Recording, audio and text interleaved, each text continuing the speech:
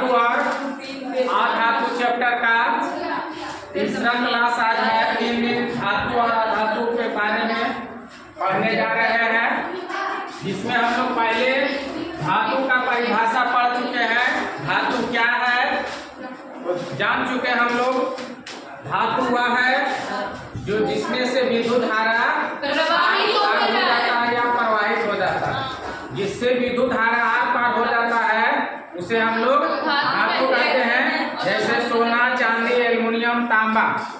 और अधातु इसका उल्टा, ऐसा पदार्थ जिससे विद्युत धारा आर पार नहीं हो सकता, जिससे करंट आर पार नहीं होता है, उसे हम लोग कहते हैं अधातु। जैसे है लकड़ी है, हीरा भी है, फिर हवा भी है, फिर ऑक्सीजन है, कार्बन डाइऑक्साइड है, नाइट्रोजन है।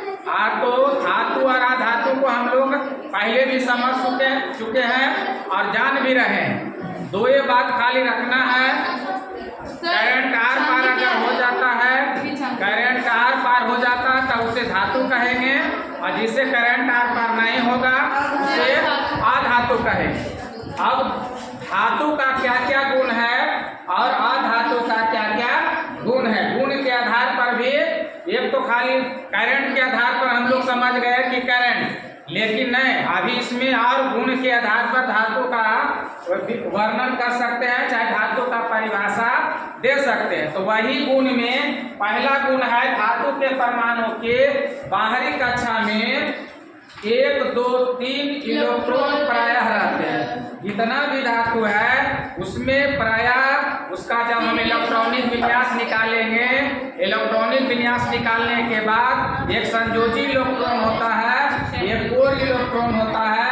जो बाहरी होता है उसी को कहते हैं संयोजी इलेक्ट्रॉन, और जो बाहर में होता है वह 1, 2 या 3 रहता है।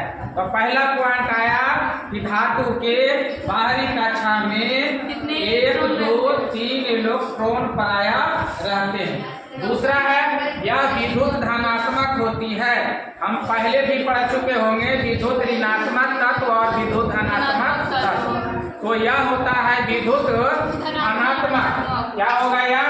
विद्युत धनात्मक। दूसरा है इसे पीट करके लंबा किया जा सकता है। अगर धातु जो भी धातु है जब उसको हम लोग पीटेंगे हथौड़े से तो वह लंबा हो सकता है, और इसे खींचकर तार बनाए जा सकते। धातु जो भी है उसका तार बनाया जा सकता है। एक अपवाद में है पारा। पारा धातु होते हुए भी वह उसका तार बनाया नहीं जाता है, क्योंकि वह गर्भावस्था में पाया जाता है। चौथा, पांचवा है इसका द्रव्यनांक एवं क्वथनांक कुछ होते हैं। जो भी धातु होते हैं उसका द्रव्यनांक और क्वथनांक कुछ होते हैं। या ऊष्मा एवं विद्युत का सुचालक होता है। प्रयोग कर करके भी देखेंगे तो यह ऊष्मा और विद्युत का सुचालक होगा।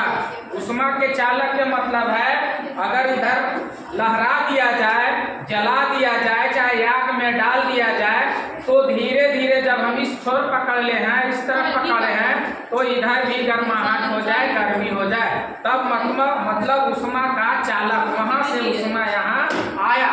तब यही है कि ऊष्मा का सुचालक होता है। विद्युत करंट आर पार हो जाता है तो यह ऊष्मा और विद्युत दोनों का सुचालक होता है। अगला है इसमें चमक होती है। जितना भी धातु है उसमें चमक होती है। एक अपवाद में भी है, ग्रेफाइट अधातु होते हुए भी उसमें चमक होती है। तो एक अपवाद है। बाकी जितना भी धातु है उसमें क्या रहेंगे? चमक रहेंगे, चमकेंगे। दूसरा, यह कठोर होती है।